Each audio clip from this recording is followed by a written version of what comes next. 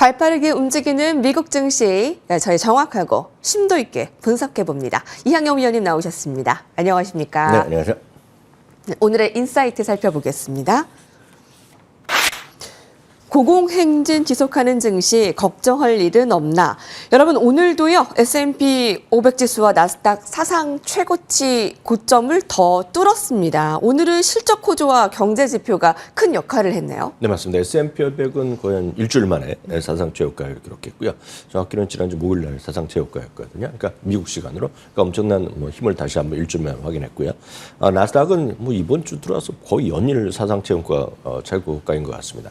올해 들어서 10번째 사상 최고가. 참고적으로 여러분들 좋아하시는 QQQ 나스닥 100은 올해 들어서 11번째 사상 최고가. 그러니까 엄청나게 지금 강한 흐름을 보이고 있고요. 다만 S&P 500이 올해 들어서 7번째 사상 최고가. 놀라운 일도 아닙니다. 계속 말씀드렸지만 통계적으로 보면 거래일수 20일. 그러니까 달력으로 보면 한 달에 한 번 정도 사상 최고가를 가는 것이 그냥 평균적인 수준이라고 일단 이해하시면 좋겠습니다. 여하튼 오늘 이렇게 올라간 것은 앞선 코너에 다 보셨겠지만 소매 판매가 예상보다 좋게 나왔습니다. 소매 판매가 지난 4월과 5월은요 2개월 연속으로 해서 전월 대비 마이너스 성장을 했는데요. 이번에 6월 소매 판매는 예상 0.1% 조금 늘어난 정도 그렇지만 보합 수준이었는데 0.6% 상당히 오늘 긍정적으로 나왔고요. 오늘 장 시작 전 그리고 장 후에 나왔던 그리고 최근에 올해 들어 이번 2분기 실적이 나쁘지 않거든요. 예상보다 좋게 나오고 있기 때문에 이런 것들이 모두 반영되면서 오늘 다시 한번 사상 최고가가 흐름이 났습니다. 그리고 물론 하원에서 3개 관련 법안이 통과된 것도 그런 크립토 위크도 한 것도 호재 인식하는데 또 하나 플러스 요인이었다라고 일단 좀 이해하시면 좋겠는데요. 네. 기본적으로 보면 시장에서의 흐름으로 보면 이렇게 계속 좋긴 좋으나 정말 계속 좋아질 수 있는지에 대해서 약간 우리가 생각할 부분이 있어갖고 오늘 잠시 좀 말씀드릴까 합니다. 전체적으로 고공행진하는 주식시장에서 뭔가 좀 우리가 좀 유의할 것은 없는지 한번 생각해볼 필요가 있겠는데요. 계절적으로 우리가 좀 얘기를 안 드릴 수는 없습니다. 7월 한 달을 보면 항상 보면 7월은 최근 10개 년도 보면 플러스 난 것이 분명히 맞는데요. 네. 이제 7월 중순 지나지 않았습니까? 7월 중순부터 9월 정도까지는 약간 쉬어가는 경향이 있었거든요. 그래요? 그러니까 물론 통계는 통계일 뿐이라는 거 네. 저도 알고 여러분도 알지만 제가 이런 말씀드리는 것은 조금 이제 시장이 사상 최고가하고 한국 주식도 올라가다 보니까 이제 무조건 되는 거다. 그래서 많은 분들이 또 레버리지 일으키고 그냥 주위에서 잠깐 얘기하면 확 사고 이러거든요. 네. 그러면 정확한 거 아니고 사면 나중에 낭패를 볼 수 있기 때문에 늘 이렇게 긴장감을 갖고 증시를 바라보인다는 그런 관점에서 말씀드리겠는데요. 그림에서 보이는 것이 이겁니다. 그러니까 7월과 8월 이렇게 나오는 것이 되겠는데요. 7월, 8월, 9월 보면 특히 8월과 9월은 역사적으로 썩 좋지는 않았습니다. 특히 1990년 이후에는요. 네. 그럼 이제 9월 중순부터 다시 좋아지지만 7월까지는 괜찮고 그렇지만 7월 중순부터 약간 좀 슬로했었다. 네. 그런 것도 좀 염두에 두시면서 볼 좋을 것 같습니다. 보통 8월은 서머 랠리 이런 단어를 좀 쓰잖아요. 네네. 근데 통계적으로는 7월에 좀 강하지만 7월 중순부터는 조금 네. 주춤하는 경향이 많이 있네요. 떨어진다기보다는 서머랠리는 6월, 7, 8로 계속 가는 거기 때문에 큰 틀에서 괜찮지만 좁게 보면 8월과 9월이 썩 좋진 않았다. 그런 통계를 여러분 보실 필요가 있겠습니다. 구체적으로 한번 보겠습니다. 1990년 이후에요. S&P 500은 평균 마이너스 1.2%가 났습니다. 상승 확률은 57% 정도 됐고요.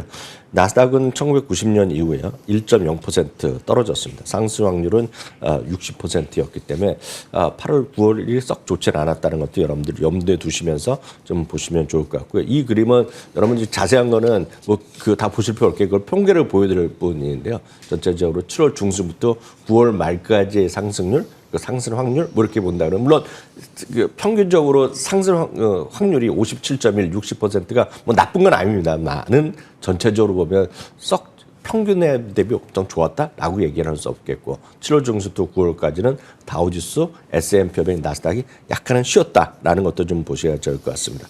그리고 7월 중순부터 특히 이게 달력이라는 게 통계가 있기 때문에 11번째 거래일이거든요. 7월 중순. 딱 지금 언저리라고 일단 보시면 되겠는데요.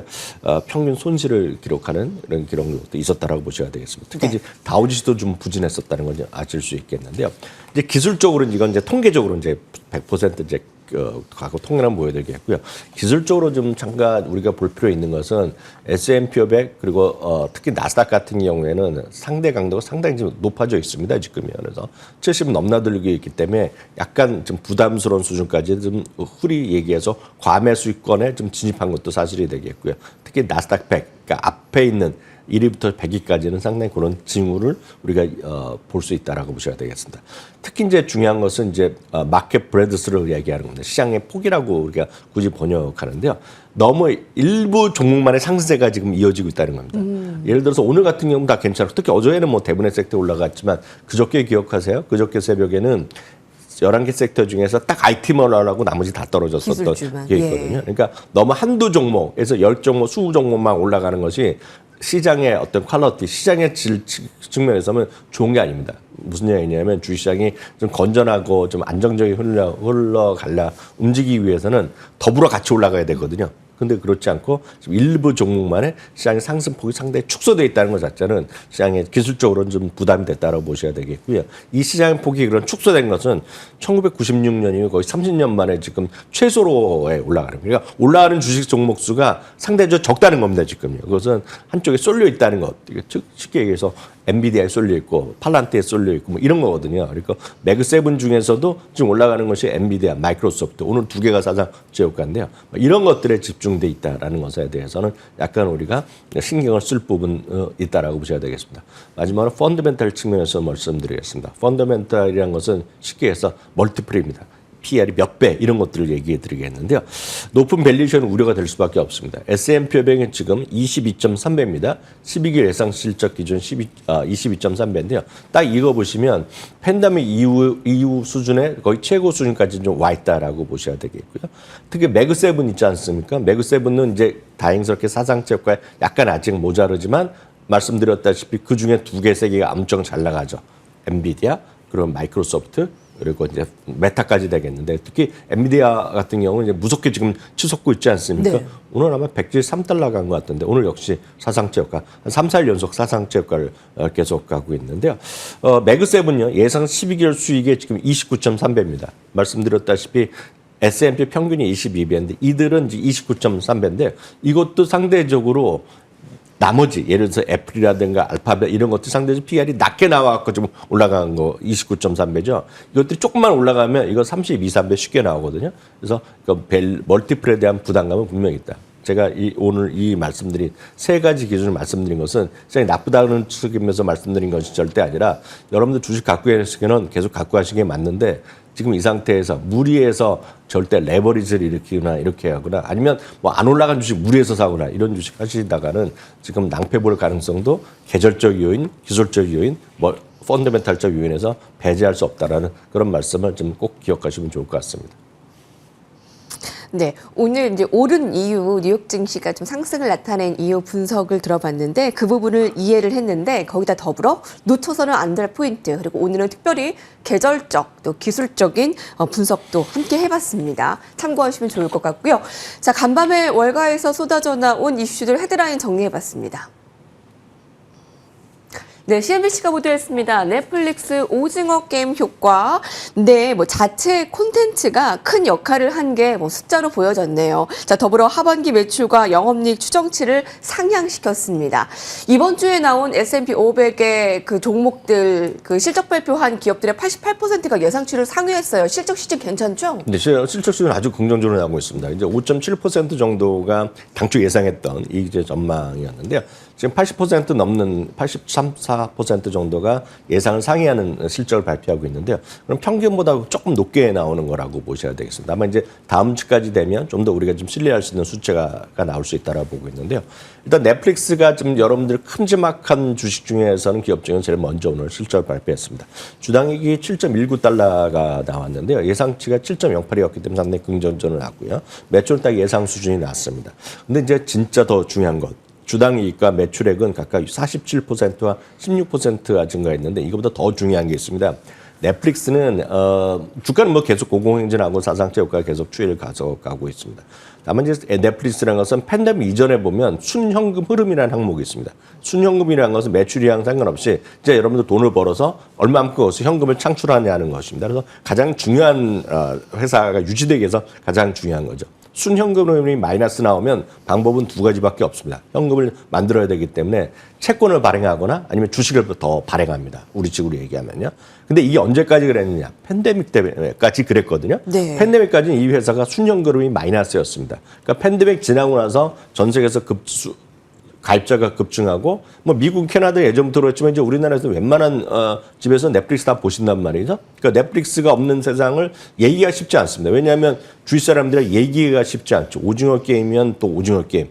요즘은 또 난리난 또 그 애니메이션의 한이 있지 않습니까? 지금 전 세계적으로.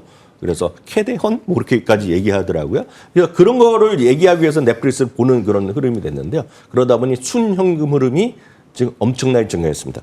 앞선 표에서는 정리가 안 됐는데 순현금 흐름이요. 217억 달러가 예상됐는데 227억 달러로 발표했는데 무려 87%가 늘어났습니다. 순현금이 늘어나기 시작하는 건 진짜 이건 현금을 빨아들이는 그냥 로봇 같은 회사가 됐다라고 보셔야 되겠습니다. 그러니까 3개월 동안 227억 달러. 그러니까 하루에 3억 달러씩 정도, 2억 5천억 달러를 그냥 현금으로 벌어들이는 회사가 됐다는 건 진짜 무서운 회사가 됐다라고 이해하시면 좋을 것 같습니다. 그러다 보니 3분기 그리고 연간 가이던스도 다 올렸다라고 보셔야 되겠고요. 시외는 좀 빠지네요. 오늘 시간 뭐 주가 떨어졌지만 워낙 많이 올라간 거에 비해서 뭐 아무것도 아니라고 보셔야 되겠고요. 저는 월가의 오늘 그 분석은 뭐 내일 그 월요일날 말씀드리겠지만 월가의 애널리스트 의견은 상당히 또 긍정적으로 나올 가능성이 좀 있다라고 좀 말씀드릴 수 있을 것 같습니다. 넷플릭스는 올해 들어 40%가량 상승했고 뭐 최고가입니다. 함께 그 포트폴리오 꾸려서 수익 나신 분들 축하드리고요. 네, 넷플릭스 담당 49명의 애널리스트 가운데서는 34명이 강력 매수 또는 매수고 계속 상향되고 있는 넷플릭스의 주가 어디까지 갈지 좀 관심이 극대화되고 있습니다. 자, 다음 종목도 살펴볼까요? 저희 좀 스터디 같이 해볼게요. 네, CNBC입니다. 자동화 정비 시작 이 종목을 주목하라. 자, 바로 종목 이름이 좀 생소할 수도 있어요. 로크웰 오토메이션 매력적인 이유가 무엇인가요? 네, 로겔 오토메이션은 ROK라는 심벌을 쓰고 있는데요. 쉽게 해서 각종 자동화 기기뿐만 아니라 이제 로겔 오토메이션이 쉽게 해서 우주, 항공, 방위 산업에도 핵심적인 기업으로 많이 분류되고 있기 때문에 요즘 같이 좀 움직이고 있다라고 보셔야 되겠는데요. 매력적인 턴어라운드 스토리라고 얘기하면서 뱅크 오브 아메리카가 목표 주가 중립에서 매수로 투자 의견도 올리고요.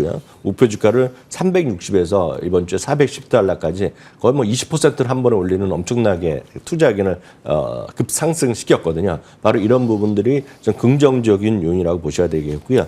이렇게 많이 올라가는 것은 앞서 말씀드렸던 일반적인 공장 자동화, 뭐 로보트리건뿐만 아니라 우주항공 쪽에서의 핵심 기업으로 좀 분류되고 있기 때문이라고 여러분 이해하시면 좋을 것 같고요. 그러다 보니 실적 추정치나 이런 것들이 계속 움직이고 있습니다. 그래서 월가 투자 의견을 보면 7월 한 달만 보더라도요. 7월 한 달만 보더라도 최소 6곳이나 목표 주가를 상향시킨 것은 상당히 긍정적인 흐름이라고 보셔야 되겠고 이 그림 중에서 7월 이후만 보더라도 말씀드렸다시피 최소한 6곳이 목표 주가를 상향시켰다는 건 상당히 긍정적인 평가가 이루어지고 있다는 거기 때문에 특히 이제 이런 우주항공이라든가 자동화, 이런 로봇 이런 쪽에 좀 관심 있으신 분 여러분도 한번 스터디해 보시면 좋을 것 같습니다.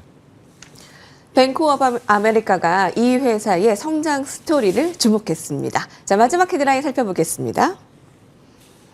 아암홀딩스 오늘 볼 텐데요. 분석가들은 이 주가가 상승하고 있으면 흥미로운 움직임이 다가올 수 있다고 말합니다. 특히 AI 칩 수요가 굉장히 가파르게 상승하고 있다고요? 네, ARM 홀딩스도 시청자분 중에서 이제 그 선호하시는 분 많이 있습니다. 네. 상장할 때부터도 워낙 이제 흑자 회사였고 워낙 압도적인 기술력이 있기 때문에 많은 분들 이제 그 관심 갖고 계시죠. 뭐 손정희 회장이 많이 갖고 있다는 것들은 이제 많이 알려진 회사가 되겠는데 이것도 역시 투자액 유무에 상향됐습니다. BMP에서 투자액은 중립에서 매수 올려갔고요.